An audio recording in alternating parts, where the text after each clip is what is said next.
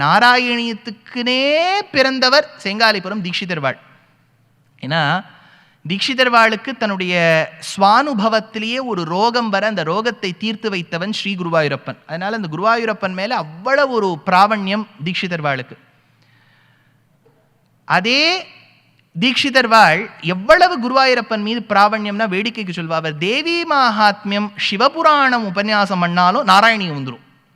சுவாமி நீர் பண்ணுறதோ தேவி மகாத்மியம், அதில் எங்கே நாராயணியம் வந்ததுன்னா இஷ்ட தேவத்தை எதில் வேணாலும் வரும். அதனால தீட்சிதர்வாள் பெரிய அதிகாரியாக இருந்தார். ரொம்ப ஆப்தராக இருந்தவர் பாலகிருஷ்ண சாஸ்திரிகளுக்கு ஜெயராம சர்மான்னு பேர். ரொம்ப ஒரு பெரிய மகானாக இருந்து பல பல உபன்யாசங்கள் ரொம்ப வேடிக்கையாகவும் சொல்லுவார், ஜனரஞ்சகமாகவும் சொல்லுவார், ரொம்ப விசேஷத்தும் சொல்லுவார். இப்படி சொல்லும்போது ஜெயராம் சர்மா அவர்கள் தன்னுடைய உபன்யாசத்தில் ஒரு விஷயம் சொல்லி அடியேன் சிரவணம் பண்ணியிருக்கேன்.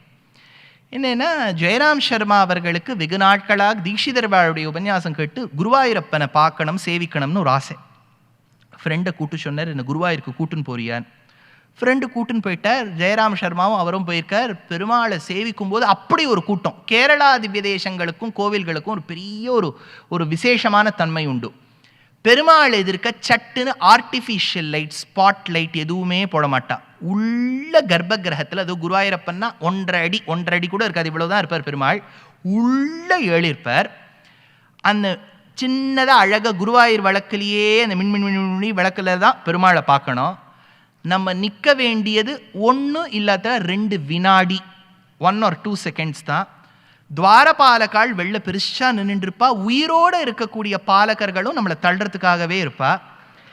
இந்த 1 to 2 செகண்ட் கேப்பில் நம்ம கண்ணு சிமிட்டாமல் இருக்கணும். ஏன்னா இட்ஸ் அன் இன்வாலண்டரி ஃபங்க்ஷன் இல்லையா கண்ணு சிமிட்டுறதுங்கிறது. அதனால் நம்ம முன்னாடி போகிறதுக்கு முன்னாடி ஒரு 20 தடவை சிமிட்டி வச்சுட்டு அங்கே போகணுன்னு சிமிட்டக்கூடாதுன்னு சொல்லணும்.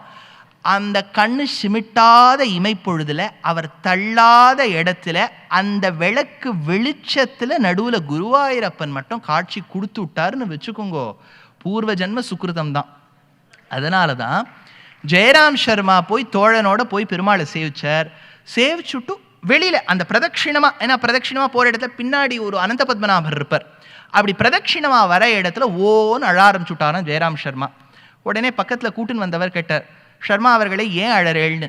இல்லை, திருஷ்டமாத்திரே புனகான்னு ஒரு வார்த்தை பட்டத்திரியில் போட்டார். ஆனால் திருஷ்டமாத்திரே என் கண்ணுக்கு பெருமாள் தெரியவே இல்லையா, அதுக்குள்ளே தள்ளிவிட்டாரேன்னு அழுதாளாம்.